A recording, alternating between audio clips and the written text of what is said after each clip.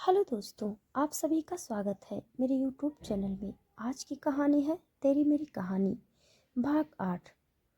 करीब रात के 8 बजे सलेहा की नींद खुली। सलेहा ने जब छत की सीलिंग को देखा तो उसने एक दो बार अपनी आंखों को मला। सलेहा ने नजरें घुमा कर देखा तो उसे उस वार्ड में रखे सोफे पर हयात बैठी नजर आई, जो शायद बैठे हुए ही सो चुकी थी। सोलेहा को समझने में देर नहीं लगी कि वो इस वक्त हॉस्पिटल में किसी रूम में है। सोलेहा ने याद किया कि कैसे वो वॉशरूम से वापस लौट रही थी कि लिफ्ट अचानक ही बंद हो गई। उसके मोबाइल पर नेटवर्क भी नहीं आ रहा था कि वो किसी को कॉल कर पाती। घुटन और घबराहट से वो लिफ्ट में बेहोश हो गई थी। ये सब याद कर वो एक बार को डर से कांप गई। सोलेहा ने सामने घड़ी पर टाइम देखा तो उसकी आंखें हैरानी से बड़ी हो गई। उसने बड़े ही एहतियात से ड्रिप को निकाला और हयात के पास जाकर उसे उठाने लगी। अरे यार, सोने देना, हयात ने अलसाई हुई आवाज में कहा तो सोलेहा ने उसे झकझोर कर उठा दिया। क्या हुआ यार, सोने? अभी हयात ने इतना ही कहा था कि सोलेहा को अपने सामने देख उसकी नींद एक सेकंड में ही गायब हो गई। अरे यार, तू होश में आ गई? इतना बोल उसने सोलेहा को कस कर गले लगा लिया। हाँ, वो सब तो ठीक है, लेकिन तूने घर वालों को तो बताया है क्या आज के बारे में? सोलेहा की बात सुन हयात का मुंह बन गया। क्या यार, क्या सबको मैं मोहल्ले की चुगलखोर आंटी लगती हूँ जो सबको लगता है मैं बात को इधर से उधर कर दूंगी? हयात ने मुंह फुलाते हुए कहा। सबको मतलब? और किसने तुमसे ऐसा कहा? तेरे उस बिष्ट ने, हयात ने तपाक से कहा। तभी उसे समझ आया कि अभी उसने क्या कहा। हयात ने तुरंत अपने मुंह पर हाथ रख लिया और अपनी आंखें बड़ी बड़ी कर आसपास देखने लगी कि किसी ने उसकी बात न सुनी हो। वहीं हयात का जवाब सुन सोलेहा को तो मानो सांप सूंघ गया हो। क्या कहा तूने? मेरे पड़ोस में रहने वाले बिष्ट की बात कर रही है? सोलेहा ने अटकते हुए कहा तो हयात ने बेचारगी से हाँ में अपना सिर हिला दिया। क्या वो बिष्ट मुझे यहाँ लेकर आया है? सोलेहा ने रोनी सी सूरत बनाते हुए कहा तो हयात ने हाँ में अपना सर हिला दिया। चल जल्दी यहाँ से, इससे पहले कि वो यहाँ आकर हमें लेक्चर दे। हमें यहाँ से भागना ही होगा। सोलेहा ने हयात का हाथ पकड़कर ऐसे कहा मानो वो किसी दुश्मन के कायम से फंस गई हो। हयात भी सोलेहा की हड़बड़ाहट बखूबी समझती थी, इसीलिए वो भी अपनी जगह से खड़ी हो गई। सोलेहा और हयात सिकंदर और उसके गार्ड से छुपते छुपाते उस हॉस्पिटल से बाहर आ गए। उन्होंने उन सबको धोखा देने के लिए चेहरे पर मास्क और ग्रीन कलर की ऑपरेशन थिएटर यूनिफॉर्म भी पहन ली थी, जिसमें देखने वालों को भी उन पर शक नहीं हुआ। उन दोनों के हॉस्पिटल से निकलने के करीब 10 मिनट बाद सोहेल ने उस कमरे के अंदर बाहर लगी कांच की खिड़की से देखा तो वहां उसे पेशेंट बेड और सोफा दोनों ही खाली दिखा। सोहेल ने कमरे में आकर वॉशरूम भी चेक किया, लेकिन उसे हयात और सोलेहा कहीं नजर नहीं आई। अब सोहेल के माथे पर पसीना आ गया। उसे डर था कि जब सिकंदर को इस बारे में पता चलेगा तो पता नहीं वो कैसे रिएक्ट करेगा, लेकिन उसे इस न्यूज को सिकंदर तक पहुंचाना ही था, वरना उसकी खैर नहीं। सोहेल ने डरते हुए दूसरे कमरे में बैठे सिकंदर का डोर नॉक कर कमरे में एंटर हुआ। सिकंदर ने जब सोहेल का परेशान चेहरा देखा तो उसके माथे पर बल पड़ गया। सोहेल ने एक गहरी सांस ली और रट्टू तोते की तरह सिकंदर को पूरा माजरा बता दिया। जैसे जैसे सोहेल सिकंदर को अपनी बात बताते जा रहा था, वैसे वैसे सिकंदर के एक्सप्रेशन डार्क होते जा रहे थे। यहाँ वो पूरे 5 घंटे से उसके होश में आने का इंतजार कर रहा था, वहाँ उसकी लिल डब उसकी सिक्योरिटी को चकमा देकर गायब हो गई। सिकंदर का गुस्सा तब हद से ज्यादा पार हो गया जब सोहेल ने उसे उस फ्लोर की सीसीटीवी फुटेज दिखाई, जिसमें सलेहा और हयात साफ साफ छुपते छुपाते भागते हुए नजर आ रहे थे। जब सोहेल ने सिकंदर के चेहरे की ओर देखा तो उसके माथे पर ठंडा पसीना आ गया, क्योंकि इस वक्त सिकंदर के होठों पर एक डेविल स्माइल थी जिसका मतलब साफ था कि उसके दिमाग में कुछ तो खतरनाक चल रहा था। वहीं दूसरी ओर हयात और सोलेहा सबसे पहले मॉल गई। वहां से उन्होंने अपने शॉपिंग बैग्स कलेक्ट किए। पार्किंग में पार्क अपनी कार लेकर वो दोनों अपने घर की ओर चले गए। सोलेहा ने पहले हयात को उसके घर ड्रॉप किया, फिर वो दुरानी हवेली की ओर निकल गई। हयात ने पहले ही सामिया बी को घर देरी से आने का मैसेज सोलेहा के मोबाइल से कर दिया था, इसीलिए उन्होंने भी सोलेहा से कोई सवाल नहीं किया।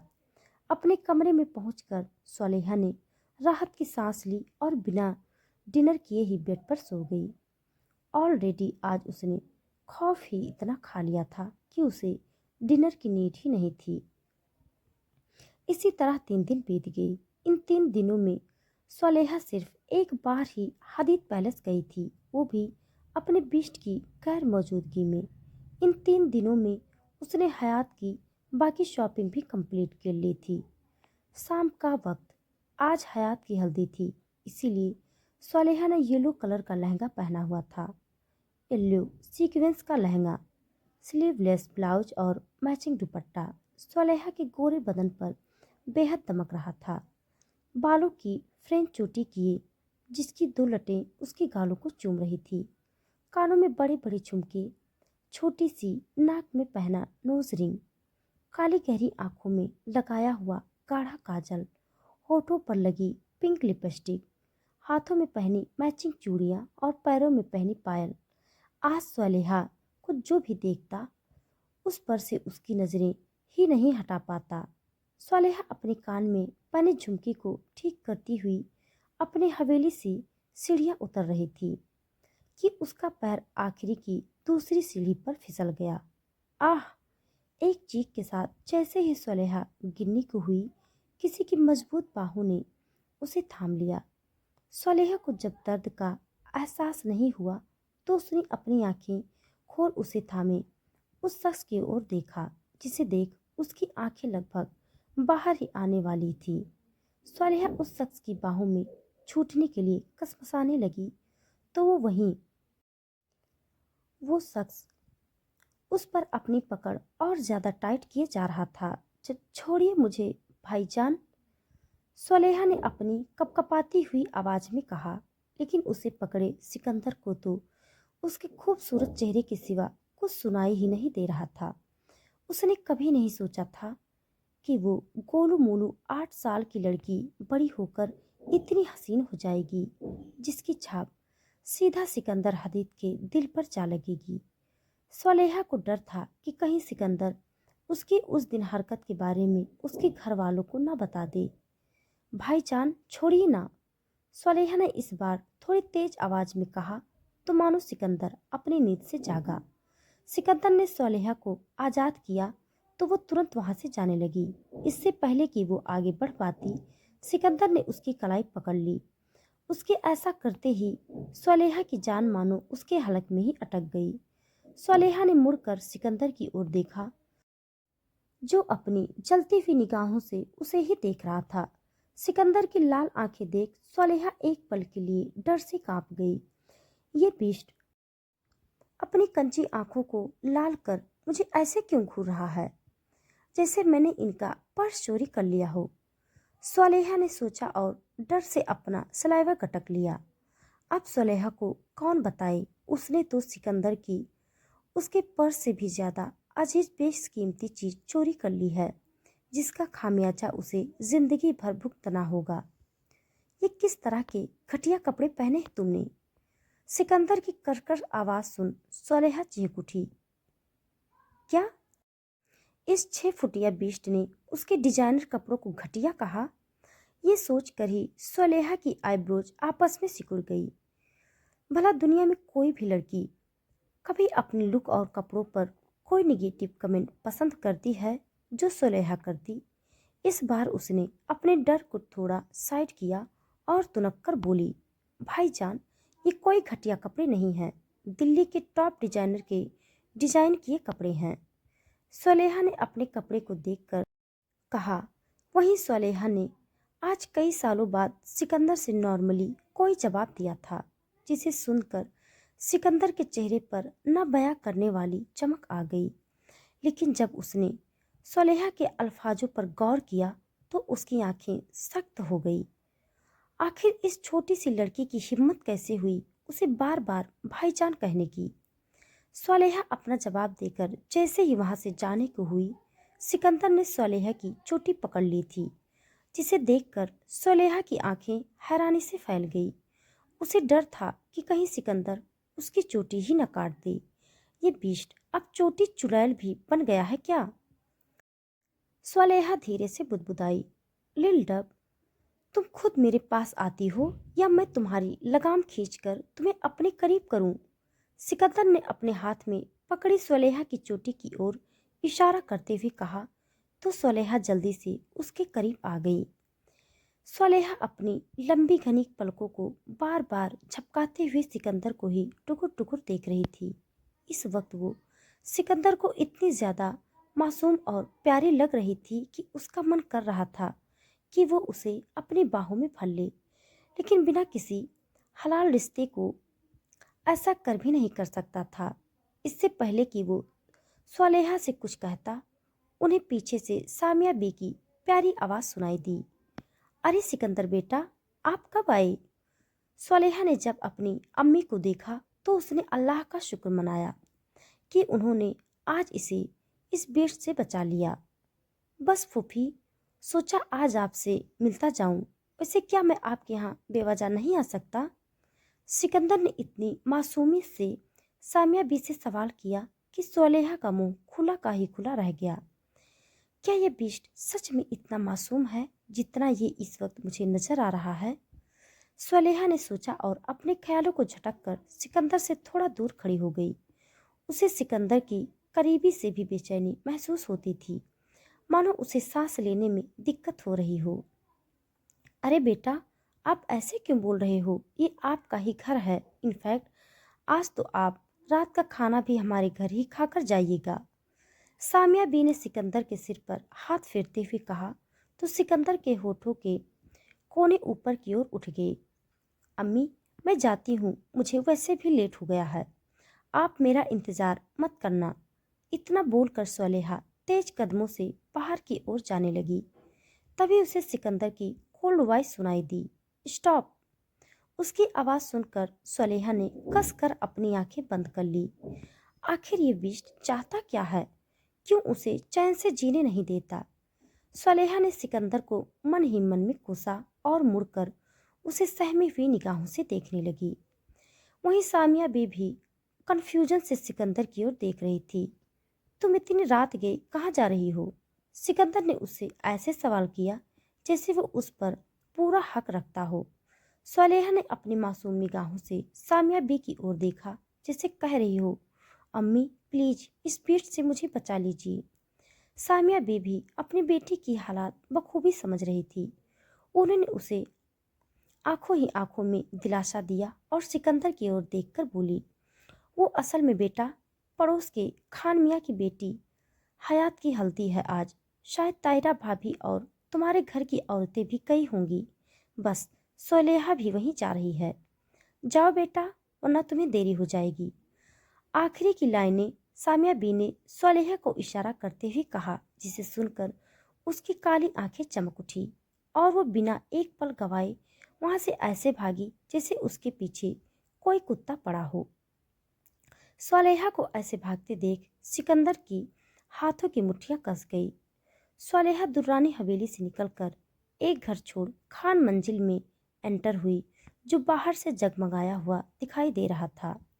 रंग बिरंगी लाइटों से रोशन वो बंगला आज बेहद खूबसूरत दिख रहा था। फंक्शन का अरेंजमेंट आज बाहर गार्डन में किया गया था। गार्डन एरिया महंगे कपड़े और मेकअप से सजी औरतों से भरा हुआ था। वहीं सामने लगे सोफे पर बैठी ताहिरा भी और नाजिया भी हयात की अम्मी जमीला खातून से बातें कर रही थी। हाथ में सॉफ्ट ड्रिंक का गिलास घुमाते हुए हानी अपनी नजरें आसपास घुमा रही थी कि उसकी नजर सामने से आती हुई लड़की के ऊपर थम गई। जब बाकी सबने उसकी ओर देखा तो उनका भी हाल कुछ ऐसा ही था। आखिर सुलेहा दिख भी इतनी सुंदर रही थी, लेकिन उसका ये हुस्न हानी और नाजिया बी के आंखों के कांटे की तरह चुप रहे थे। लेकिन तायरा बी को कोई फर्क नहीं पड़ा। उन्हें न सोलेहा से कोई शिकायत थी, न ही वो उसे पसंद करती थी। सोलेहा सबको सलाम कर दुल्हन के बगल में जाकर बैठ गई और हयात और उसके कजिन से बातें करने लगी। यार, ये फंक्शन कितना बोरिंग लग रहा है, लगता ही नहीं कि हल्दी का फंक्शन है। हयात की एक कजिन रश्मा ने बोरियत भरे लहजे में कहा तो बाकी लड़कियों ने भी हाँ में अपना सर हिला दिया। तो क्यों ना आज कुछ तड़कता भड़कता किया जाए। आफ्टर ऑल हमारी हयात खान की जो हल्दी है। स्वलेहा ने उन्हें आई विंक करते हुए कहा तो उन सबके चेहरे चमक उठे। स्वलेहा ने रमसा के कान में कुछ कहा तो वो हाँ में अपना सर हिलाकर वहां से चली गई। इसी के साथ एक एक फोकस लाइट की सबकी ओर पीट की खड़ी सुलेहा पर पड़ी तो सब उसकी ओर देखने लगे। मैं छम छम नचती फिरा। सुलेहा ने बेहतरीन स्टेप करते हुए डांस स्टार्ट किया तो रमसा और उसकी दो बहनें भी उसके साथ डांस करने लगी। सुलेहा ने अपने लहंगे को हौले से उठाकर चलते हुए आगे के रिलिक्स गुनगुनाए। सुलेहा आहान को अपने ख्यालों में याद करते हुए शर्माने लगी। सुलेहा अपने पायलों को बजाते हुए अपने दोस्तों के साथ डांस कर रही थी। मैं छम छम नचती फिरा। सुलेहा ने जैन की फोटो दिखाते हुए हयात की ओर इशारा किया तो उसने शर्मा कर अपनी नजरें नीचे झुका ली।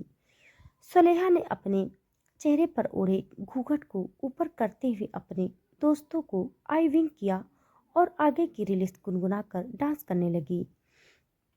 सुलेहा अपनी मस्ती में इतनी खोई हुई थी कि उसे एहसास ही नहीं हुआ कि कोई शख्स उसे कब से अपनी कशिश भरी निगाहों से देख रहा है। वो शख्स कोई और नहीं सिकंदर ही था, जो मिस्टर खान से एक बिल्डिंग के कॉन्ट्रैक्ट के सिलसिले में बात करने आया था। कोई शहरी बाबू दिल लहरी बाबू, हाय रे पग बांध गया घुंघरू। मैं छम छम नचती फिरा। असल में सिकंदर के लिए उस कॉन्ट्रैक्ट पर बात करना इतना भी इम्पोर्टेंट नहीं था। वो तो यहाँ बस सुलेहा का दीदार करने आया था, जो उसने बखूबी कर लिया था। लेकिन जब उसकी नज़र वहाँ कैटरिंग वाले और फोटो वीडियो बनाने वालों लड़कों पर गई तो उसका खून खौल उठा। आखिर उसे कैसे बर्दाश्त होता कि कोई उसकी मलकियत को आंख उठाकर देखता। क्या उसे उन सब की आंखें नहीं निकाल देनी थी? वो इन सभी आदमियों की आंखों में सुलेहा के लिए चमक साफ साफ देख सकता था, जो उसके गुस्से को हवा देने के लिए काफी थी। लेकिन उसे इस वक्त उन सबसे ज्यादा सुलेहा पर गुस्सा आ रहा था। उसका स्लीवलेस ब्लाउज, जो पीछे से लगभग बैकलेस ही था, जिसमें वो उसकी गोरी बाजुएं और पीठ साफ दिखाई दे रही थी। ऊपर से उसके डांस करने का उसका मखमली पेट भी बीच बीच में नजर आ रहा था। क्या उसे इस चीज का इल्म भी था कि उसे इस आदमी किस नज़र से देख रहे थे? भले वहां गार्डन में सब औरतें ही मौजूद थीं, मर्दों का इंतजाम बंगलों के अंदर किया गया था, लेकिन कैटरिंग वाले और फोटोग्राफर भी तो मर्द ही थे। सिकंदर का बस चलता तो वो अभी इसी वक्त सुलेहा को अपनी बाहों में इस कदर छुपा लेता कि किसी को उसके नाखून भी नजर नहीं आते। और वो ऐसा कर भी सकता था, लेकिन उसे सुलेहा को इज्जत का ख्याल भी था। आखिर वो अपने लिल रब को सारे जमाने के सामने रुसवा तो नहीं कर सकता था। वो भी उसी की और रहेगी भी उसी की, इसीलिए उसे ये सब करने की जरूरत नहीं थी। लेकिन अब उसे अपने लिल रब को भी ये बताना था कि वो अब उसकी मिल्कियत है। इसी तरह हल्दी का फंक्शन भी खत्म हो गया और सब अपने अपने घर चले गए। सिकंदर को भी जरूरी मसला पेश आ गया था, इसीलिए वो भी जल्दी ही वहां से चला गया था। सुलेहा और हयात के कजन्स ने मिलकर मेहंदी नाइट को भी यादगार बना दिया था। चूंकि सिकंदर को किसी सिलसिले में लखनऊ जाना पड़ा था, इसीलिए उसने हयात की मेहंदी में की गई सुलेहा की बदमाशियों को मिस कर दिया था। लेकिन वो दोनों ही इस बात से अनजान थे कि आने वाला कल उनके लिए बहुत ज़्यादा खास होने वाला है। तो दोस्तों, आज के लिए बस इतना। इसके आगे का भाग जानने के लिए आप सब मेरे साथ बने रहिए। हमारी कहानी आप सबको कैसी लग रही है, कमेंट बॉक्स में ज़रूर बताइएगा। तब तक के लिए धन्यवाद।